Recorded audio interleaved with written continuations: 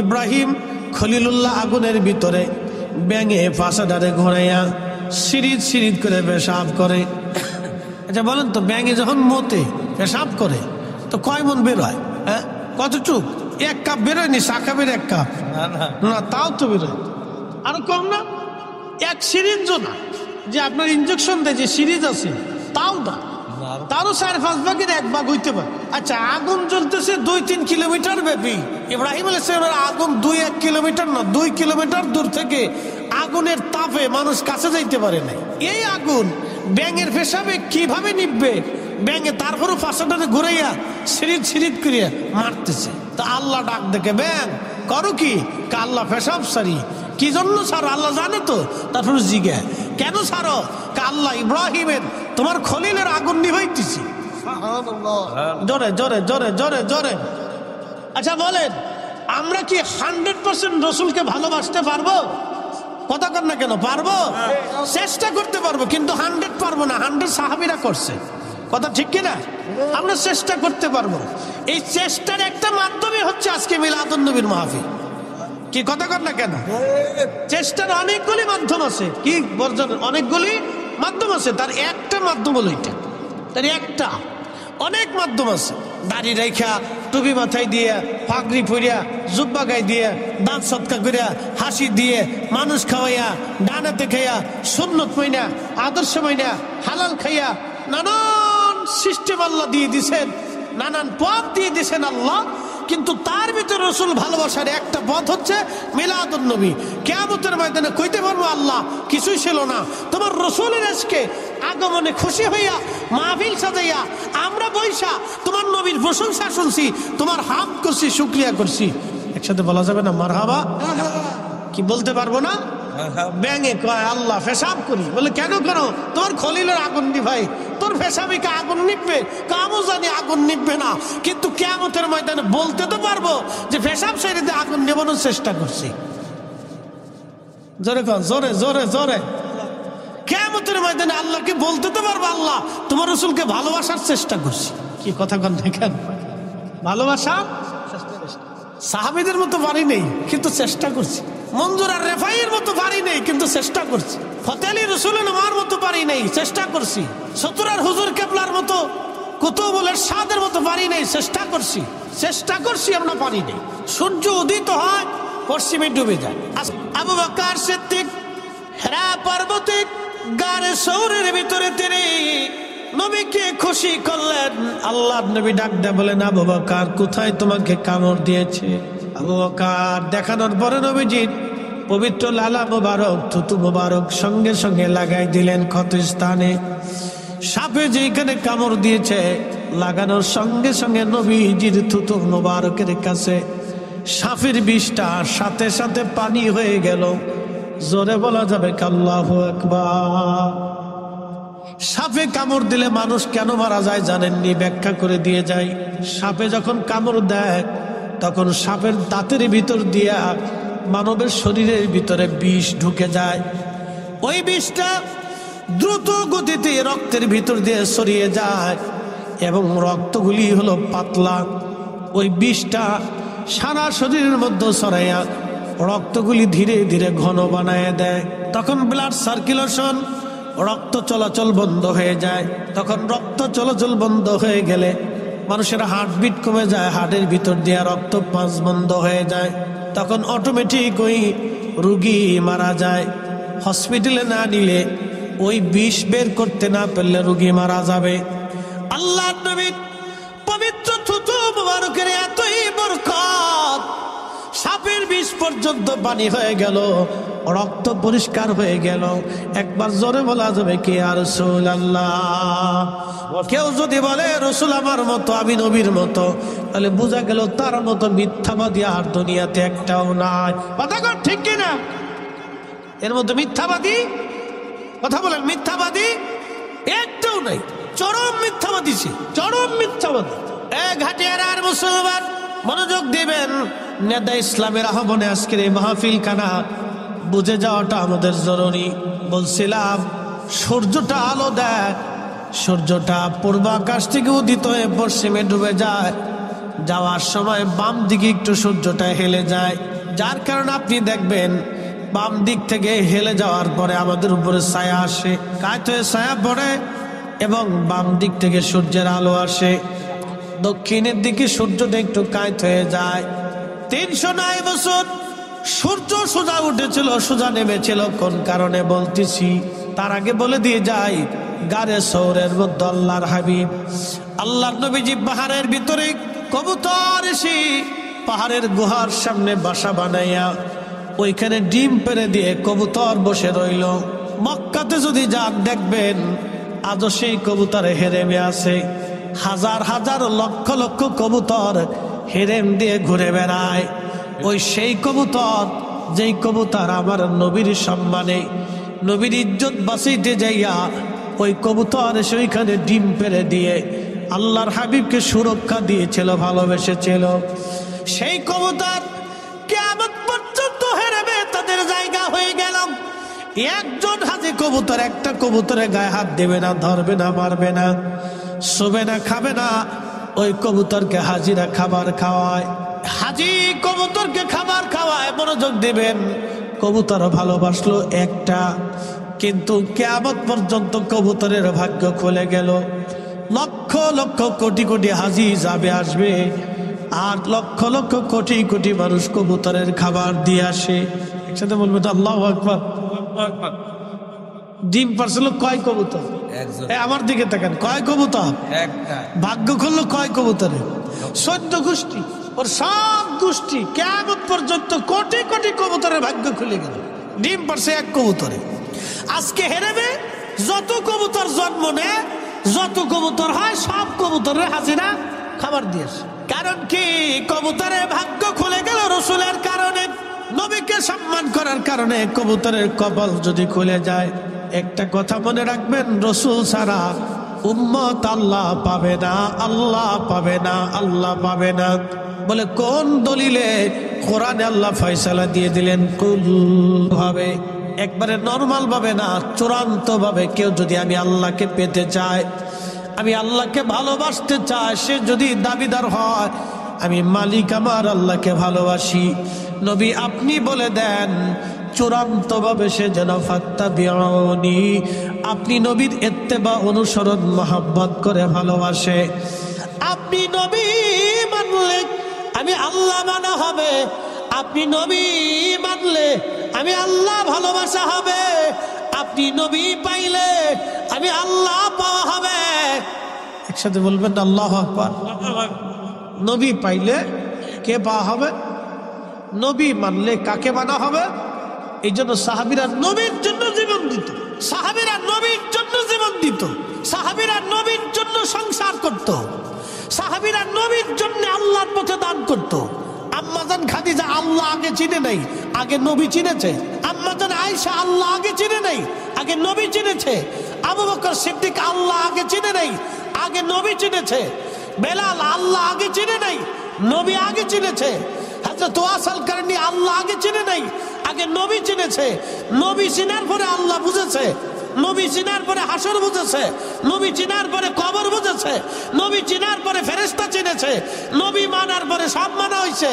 এই জন্য আল্লাহ বললেন, হাবিব চূড়ান্ত ভাবে কেউ যদি আমাকে পেতেই চায়, ভালোবাসতেই চায়, তো বলে দেন চূড়ান্ত ভাবে আপনাকেই পাইতে হবে। আপনি পাইলে আমি আল্লাহ পাওয়া হয়ে যাবে। একসাথে বলবেন আল্লাহু আকবার। এখন আমরা মিলাদুন নবী পালন করি, অনেকের মন খারাপ। কে ভাই আপনার মন খারাপ হওয়ার কি আছে? আপনার মন খারাপ হবে কি? আপনি কি নবীর উম্মত না? এখানে লেখা হয়েছে বড় ঈদ, ঈদে মিলাদুন নবী। আচ্ছা বলেন তো, রসুলের আগমন উম্মতের কাছে যদি সবচেয়ে বড় আনন্দ না হয়, তাহলে সে রসুলটা কিভাবে ভালোবাসলো? কি কথা কর না কেন?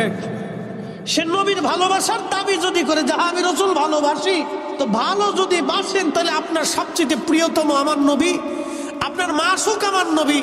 তো মাসুকের আগমনে যদি আপনার আনন্দ নাই হলো, তাহলে আপনি কি আশিক হইছেন? কি কথা কর না কেন?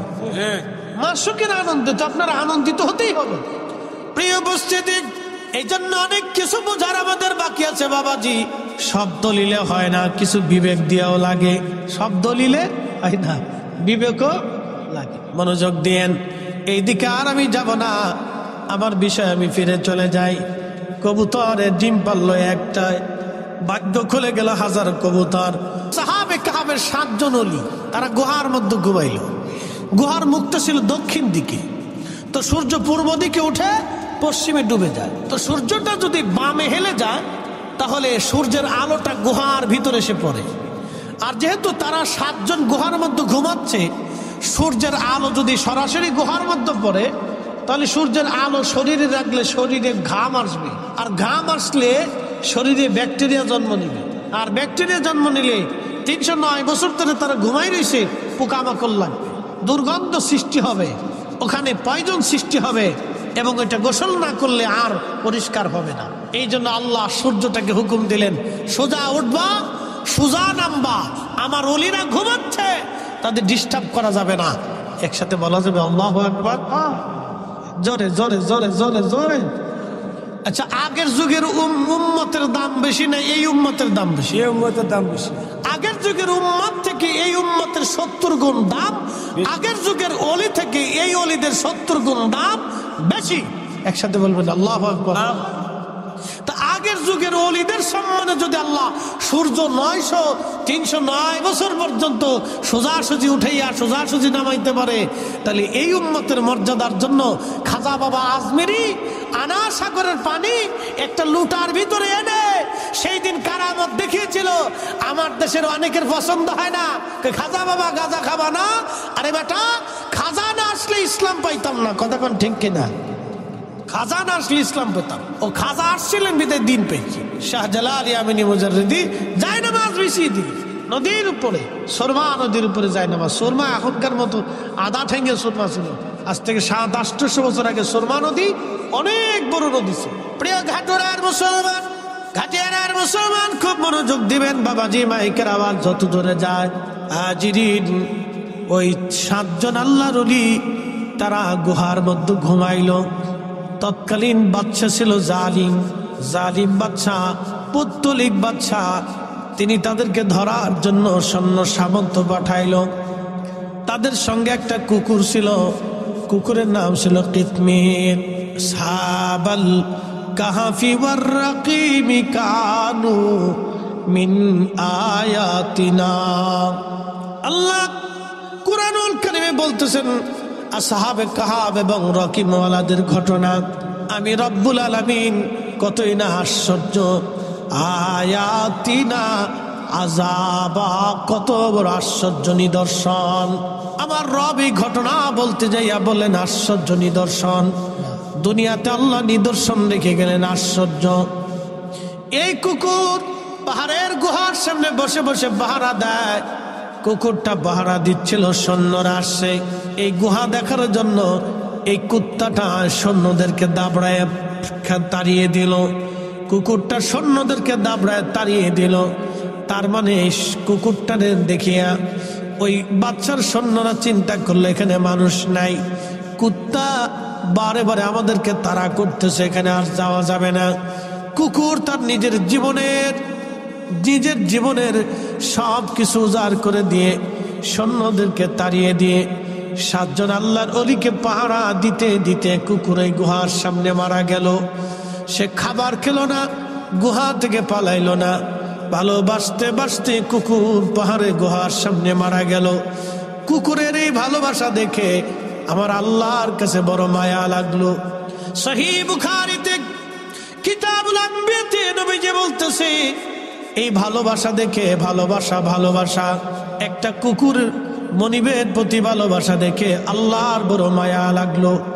আল্লাহ নবী বললেন আল মারু মা মান আহাব্বা, তুমি দুনিয়াতে যারা ভালোবাসবে কিয়ামতের ময়দানে তার সাথে তোমার হাসর নাসর হয়ে যাবে। তুমি দুনিয়াতে যারে ভালোবাসবে কিয়ামতের ময়দানে তার সাথে হাসর নাসর হয়ে যাবে। কিয়ামতের ময়দানে তার সাথে হাসর নাসর হয়ে যাবে, তার সাথে হাসর নাসর হয়ে যাবে। এর চেয়ে বড় সুসংবাদ আর কিছুই হতে পারে না।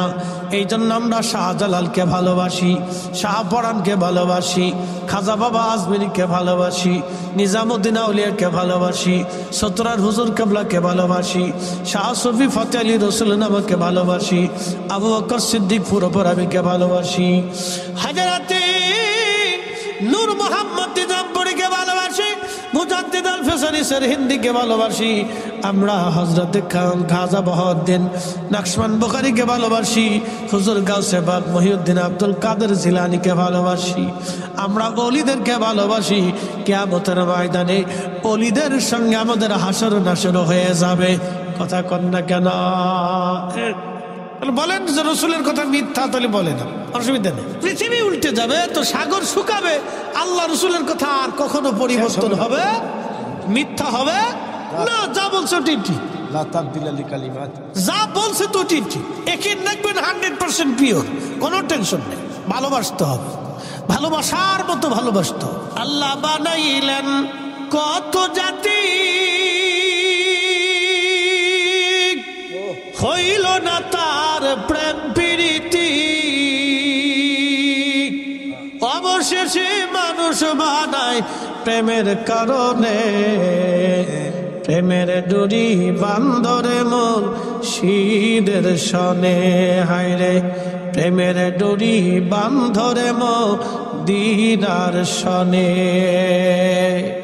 আমাদের আগে আল্লাহ জিন জাতি বানাইলেন, জিন জাতির আদি পিতার নাম তারান্নুস, উপাধি আবুল জিন, জিন জাতির বাবা। একদিন দুই দিন না 60,000 বছর হায়াত পেয়েছিলেন পৃথিবীতে, 60,000 বছর পৃথিবীতে বেঁচে ছিলেন। জিন জাতির আদি পিতার সাথে আল্লাহর কোনো প্রেম হয় নাই, যার কারণে জিনদের দেখবেন শত শত হাজার হাজার বছর ধরে জিনেরা বেঁচে থাকে, জিনদের সাথে আল্লাহর প্রেম হয় না। জিনদের ভিতরে খাজা বাবা আজমিরি পাবেন না, জিনদের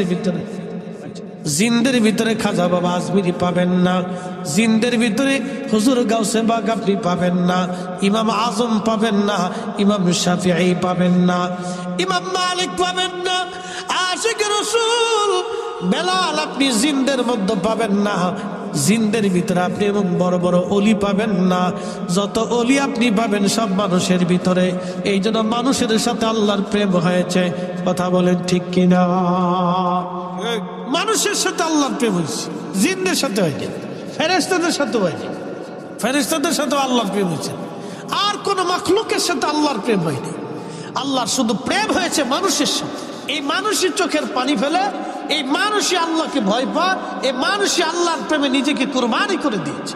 যুগে যুগে দেখবেন ওয়াসাল করনি, বেলাল, হানজালা, আলী, ওমর, উসমান, আবু বকর, তালহা, জুবাইর, হাসান, হুসাইন রিদওয়ানুল্লাহি তাআলা আলাইহিম আজমাইন জীবনী যদি দেখেন, জিন্দেগি ত্যাগ করে দিয়েছেন, কুরবানি করে দিয়েছেন।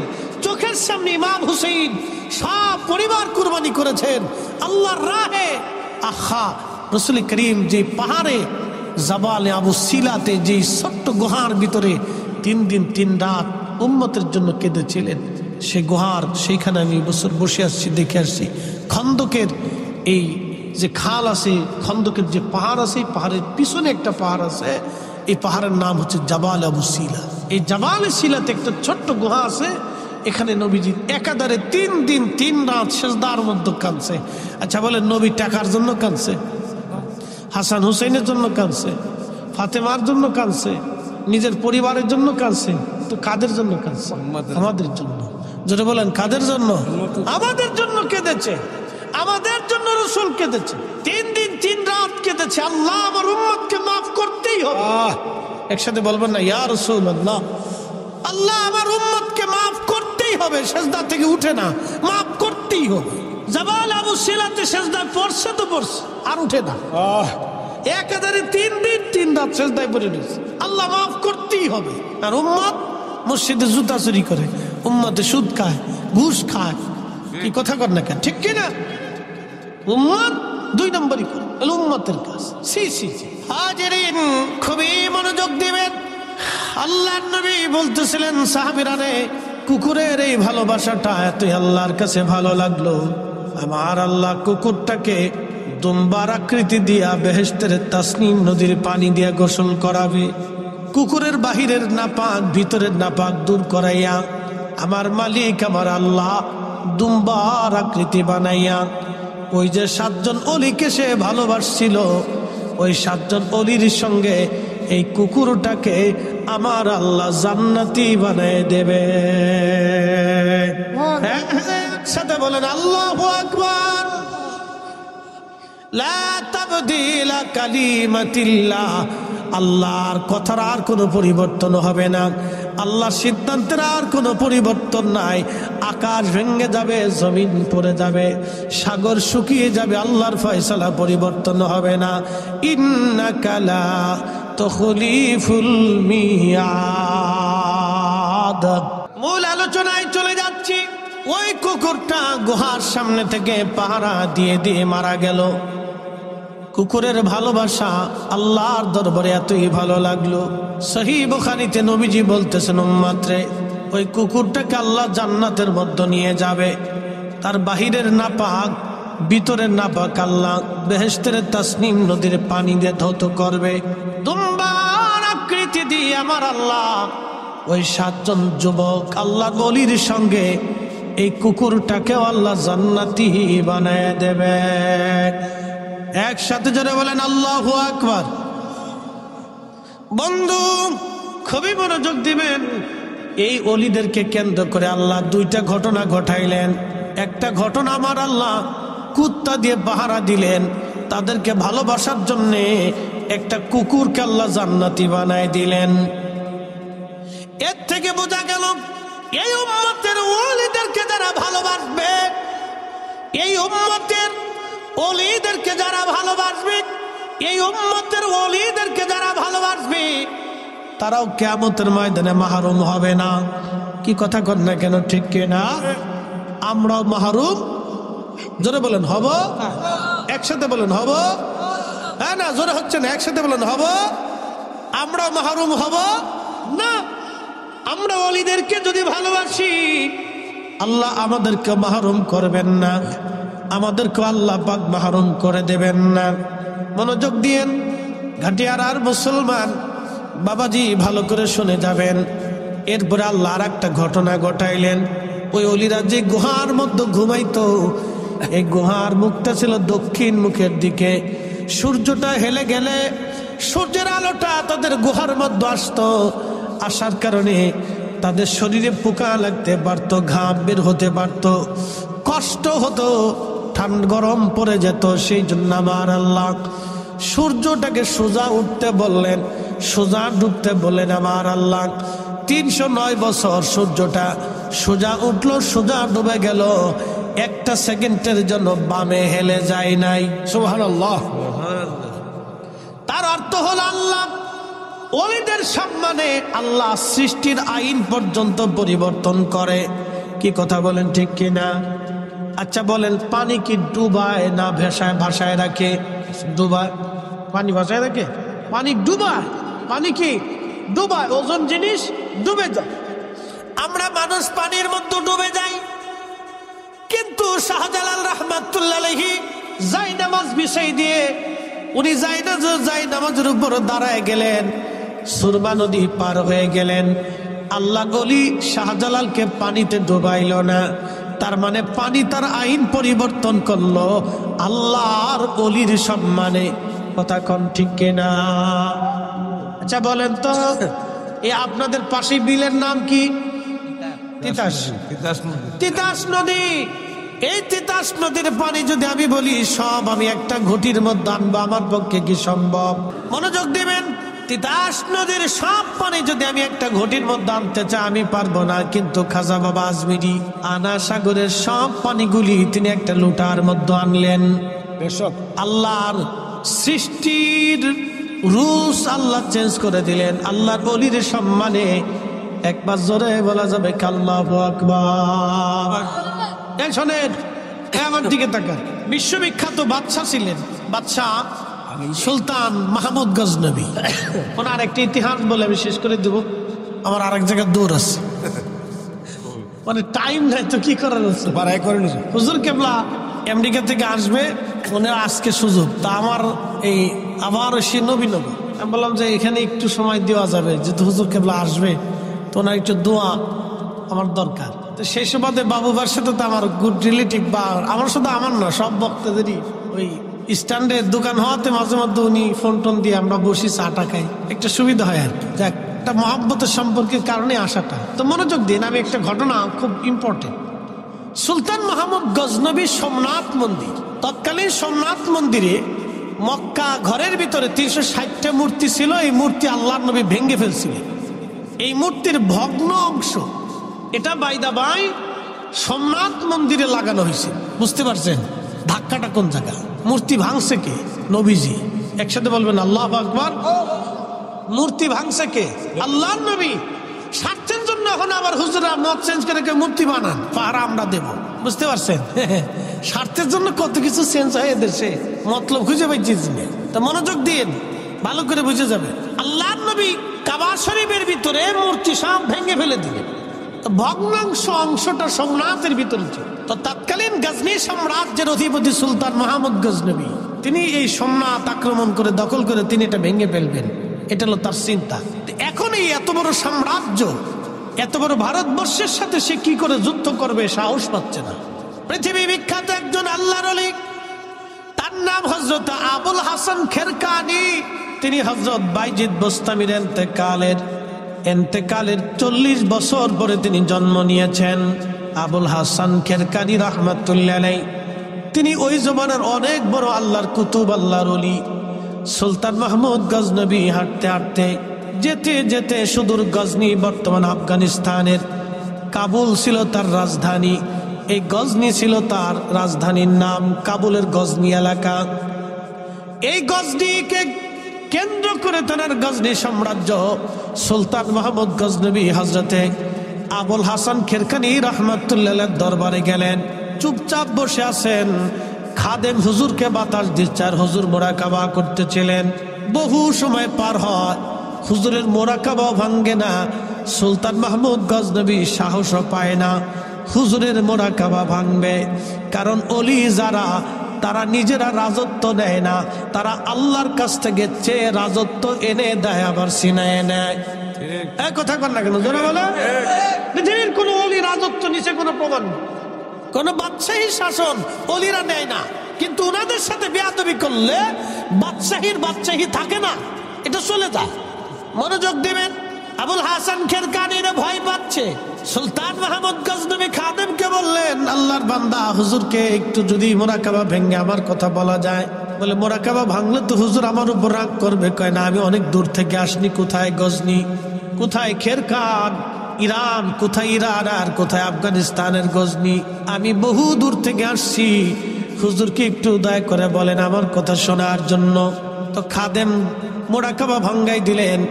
মোরাকাবা ভেঙে যাওয়ার পরে বলেন, বেটা আমার মোরাকাবা কেন ভাঙছো? বলে, হুজুর গজনী সাম্রাজ্যের সুলতান মাহমুদ গজনবী আপনার দরবারে আসছে দোয়া ইজাজত নেওয়ার জন্য। তখন সুলতান মাহমুদ গজনবীকে আবুল হাসান খেরকানি বললেন, বেটা দূর হয়ে যা, কোনো বাদশা আমার প্রয়োজন নাই। আমি কোনো বাদশার মোকাবেক কিনা, আমি আল্লাহর মোকাবেক। দূরা বেটা যা, চলে যা, তুই আইসিস কে? বাদশারে তাড়িয়ে দিচ্ছি আল্লাহ, দূর হ, চলে যা, তুই কেন আসছিস আমার কাছে বেটা? সুলতান মাহমুদ গজনবী খুব বিচক্ষণ লোক ছিলেন। তিনি অনুনয় বিনয় বলতেছে, হুজুর আমাকে মাফ করে দেন, আমি যদিও সুলতান, এক সাম্রাজ্যের সুলতান, কিন্তু আপনি আল্লাহর মহানুভব অলির খেদমতে আমি আসছি একটি ইজাজতের জন্য, আমার দয়া করে কথা শুনেন, তাড়িয়ে দিবেন না। তো বাদশা যখন বিনয় হয়েছে, তখন আবুল হাসান খেরকানি বলতেছে, বেটা বলো কি জন্য আসছো? বলে, হুজুর সোমনাথ মন্দির আমি আক্রমণ করতে চাই, হিন্দুস্তানের সোমনাথ মন্দির আমি আক্রমণ করব, দখল করতে চাই। বলতেছে, বেটা সোমনাথ মন্দির দিয়ে তুমি কি করবা? তারা তাদের কাজ করুক, তুমি তোমার কাজ করো।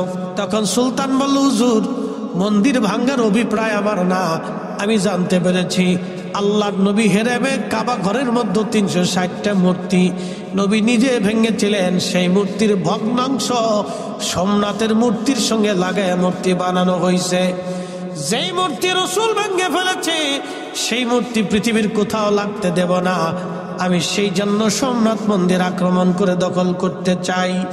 তখন বললেন, বেটা এত তো বড় কঠিন কাজ, অনেক বড় জটিল কাজ, তবে যাও আমি অনুমতি দিলাম। তিনি তেনার জুব্বাখানা খুলে দিয়ে বললেন, বেটারে যদি কখনো মুসিবতের মধ্যে পড়ে যাও, যদি যুদ্ধে পরাজিত হতে চাও, তাহলে এই জুব্বাখানা ওযু করে নামাজ পড়ে জুব্বাখানা হাতের মধ্যে নিয়ে তুমি আল্লাহকে বলবা, ইয়া রাব্বি, জুব্বাওয়ালা যিনি জুব্বার মালিক, তাকে যদি তুমি পছন্দ করো আল্লাহ, এই জুব্বাখানা নিয়ে তোমার দরবারে হাত বাড়াইলাম, আল্লাহ তুমি আমার অমুক অমুক মকসুদ পুরা করে দাও।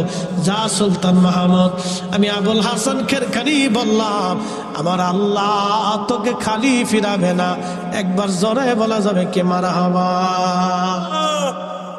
শুনে যান, এমনি এমনি মুসলমান তলোয়ার চালাইতে পারছে। দিল্লির সুলতান বহুবার গোর গোবিন্দরে পরাজিত করতে চাইছে, পারে নাই, শাহজালাল না আসা পর্যন্ত। তলোয়ার চালাইয়াই মুসলমান বিজিত হতে পারে নাই। তলোয়ারের পিছনে মুসলমানদের আধ্যাত্মিক শক্তি ছিল। মোহাম্মদ ঘুরি পানিপথে টিকতে পারে নাই, খাজা বাবা আজমিরি না আসা পর্যন্ত। বুঝতে পারছেন? মুসলমানের বিজয় হয়েছে আল্লাহর ইচ্ছা, আউলিয়া কেরামের দোয়ার ফসল ছিল এগুলি। হাজিরিন, সুলতান মাহমুদ গজনবী সম্রাট আক্রমণ করলেন। মাসের পর মাস যুদ্ধ হচ্ছে, পরাজয় হয় না, জয় হয় না।